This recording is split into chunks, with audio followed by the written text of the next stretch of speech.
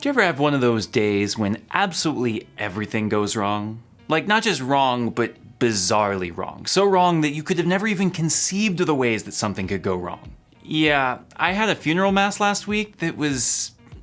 So I got a call a couple weeks ago from a parish asking if I would cover a funeral mass for them. The pastor was away, it was an emergency, no problem. The parish was 45 minutes away, but when you live in rural Georgia, there aren't extra priests lying around, so I kind of feel the responsibility to help out when I can. Sure, no problem. I called the son of the deceased, worked out the readings, the liturgy, everything would be fine.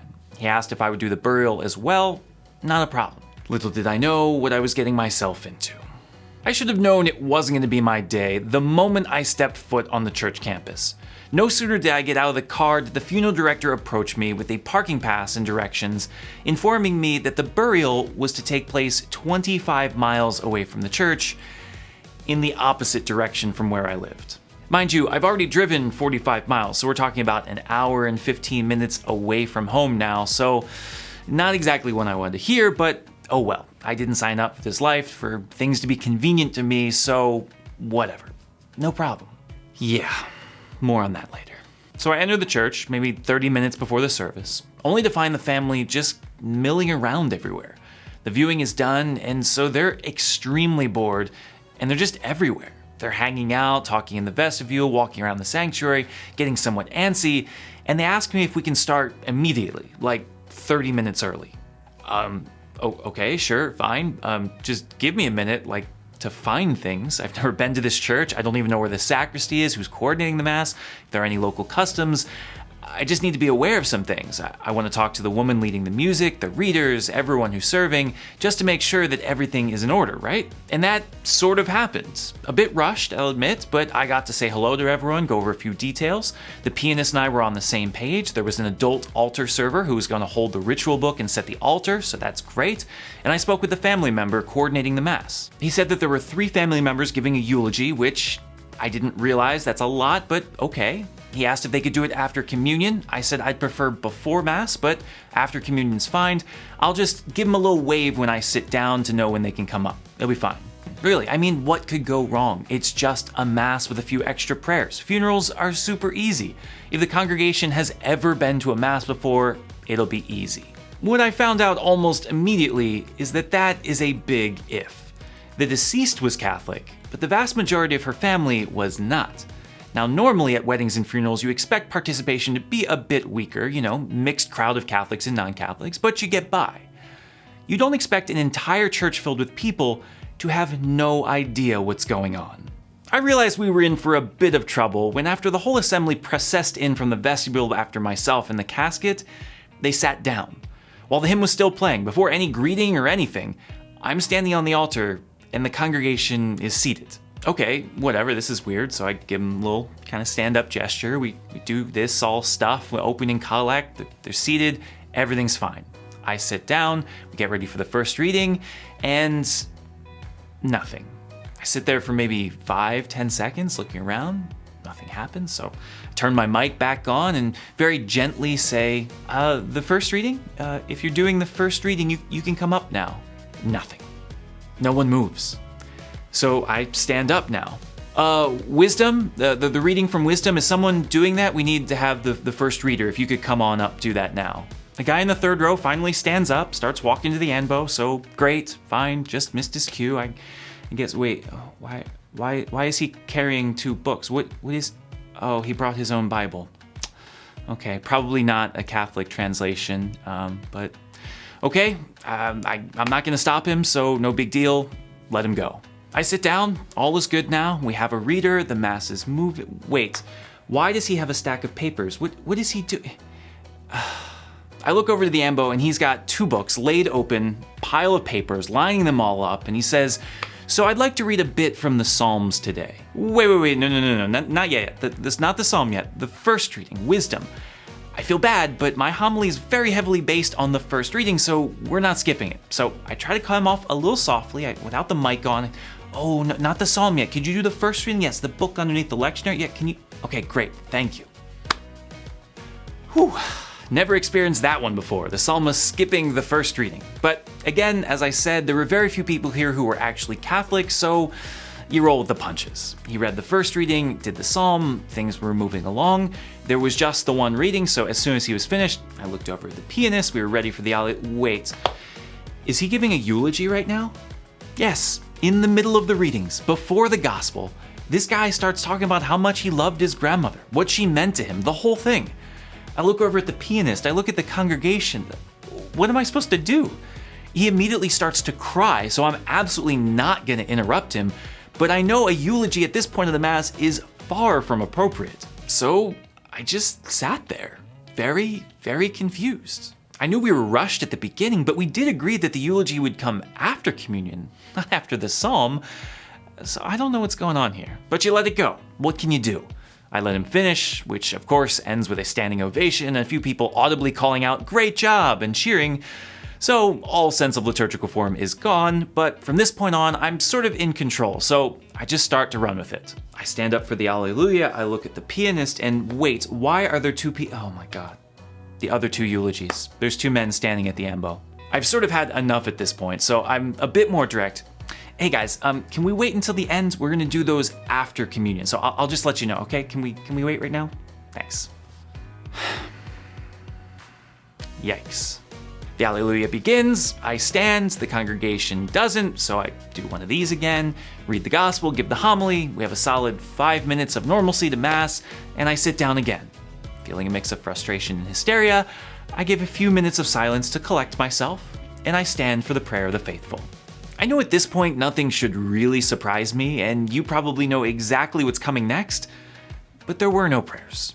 They hadn't written them. The parish hadn't provided them. There was just nothing.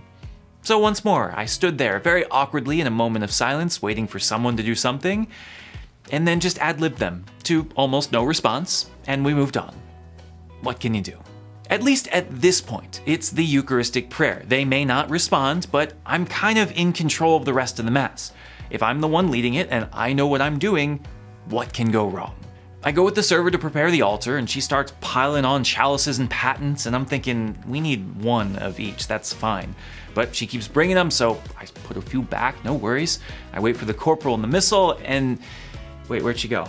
She just walked away. Yeah, she's just gone. She just went to get the cross for the procession, and I guess assuming that her priest knows where the other stuff is and probably gets it himself, forgetting that I've never stepped foot in this church, so I'm just standing there now, looking for the missal with an empty altar. Are you a missal? Are you a Come out, wherever you are. Where are you? At long last, I find the missal hiding in the corner, once again making it look like I have no idea what I'm doing, put it on the altar, and then have a moment of panic, realizing that I should have set the pages before. This is not a missal I'm used to, so that's on me. So I quickly flip through, do my best.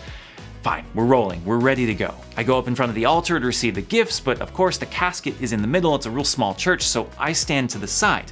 The altar server comes down with the cross and goes to the other side, out of the way, which makes sense, and the gift bearers follow her to the other side of the altar where I'm not standing. Come on, guys. Come on. From here, everything in the Eucharistic prayer goes fine. People don't sing, but that's normal.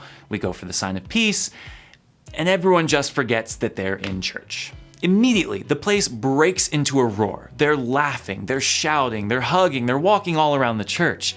I mean, I'm happy that the tragedy hasn't caused despair, that they're still able to rejoice, so that's good. But it just doesn't stop.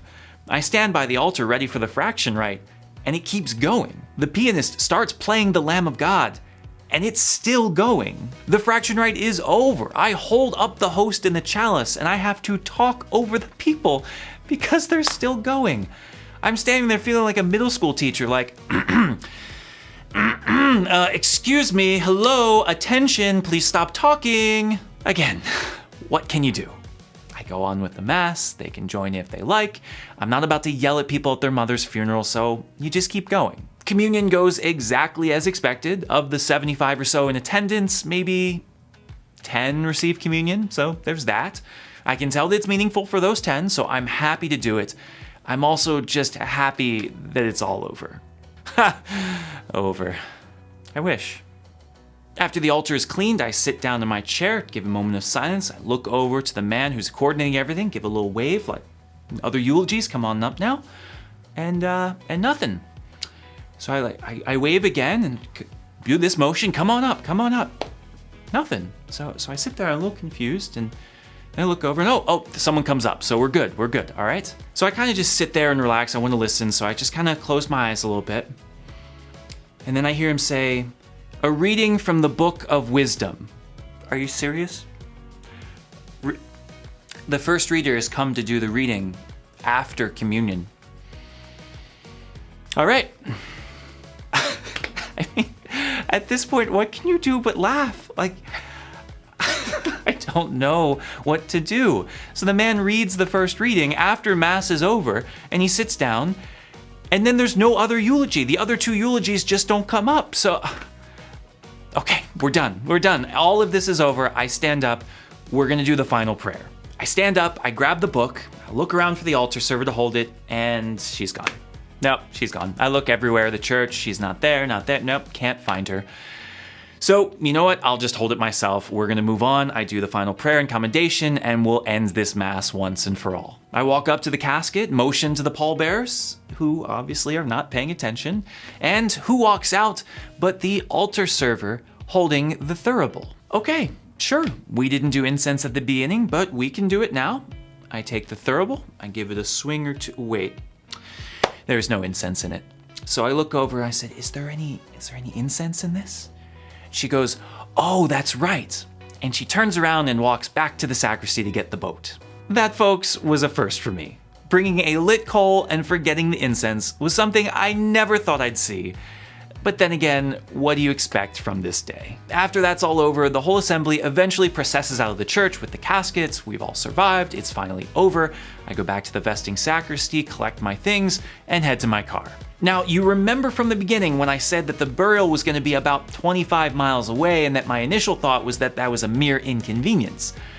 Well, 2 minutes into our drive, things took a turn for the worst. My gas light came on.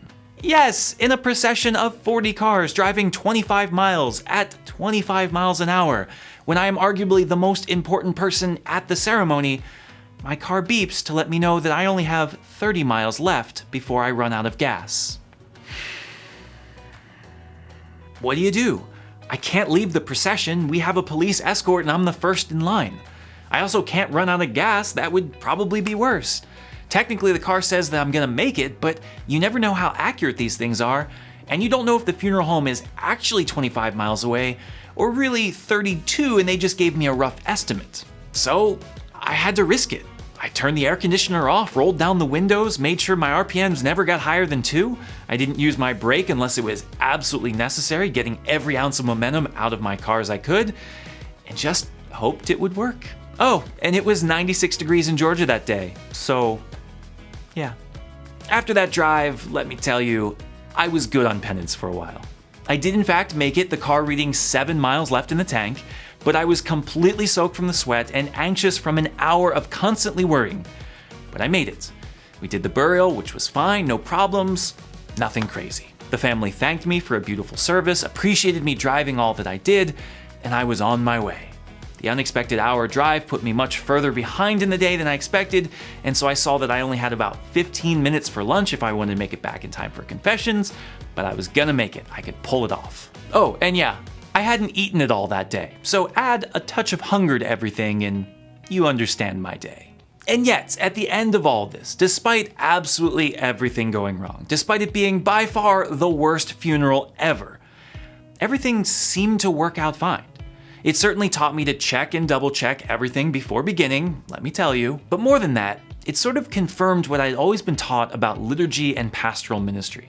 While I was upset throughout the entire service, and rightly so, the family was completely unaffected by what was going wrong. They weren't concerned with protocols or rubrics.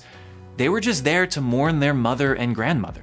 While I'm not suggesting that the rubrics aren't important or that we should just accommodate whatever the family wants, the rite is beautiful and should be followed, I do think that it's always important to remember that our prayer and worship serves our needs and not the other way around. I could have been much more strict. I could have cut this guy off in the middle of his eulogy and been completely in the right. That was inappropriate, and I need to maintain the reverence of the liturgy. But what would I have done for the family? A family that, by the looks of things, has not had a lot of meaningful experiences of church. Despite the major irregularities in the service, the family left having had a good experience of church, having properly mourned their loved one, and possibly even more open to faith. Pastoral ministry is messy. Sometimes it can be just a complete disaster from start to finish, and you leave frustrated with yourself because everything went wrong. But that doesn't mean that it's a failure. Even in the midst of the worst funeral ever, God's healing touch can be present. For me, as someone who is often a perfectionist, who wants things done a certain way, wants to follow the rules and do it right, it's a reminder to me that I'm not in control. God is. I can show up and I can hopefully prepare better and do my best. But at the end of the day, it's not up to me how His grace is given. God is the one who heals, God is the one who loves, and God's the one who does everything. As a pastoral minister, let me tell you, that is a huge relief.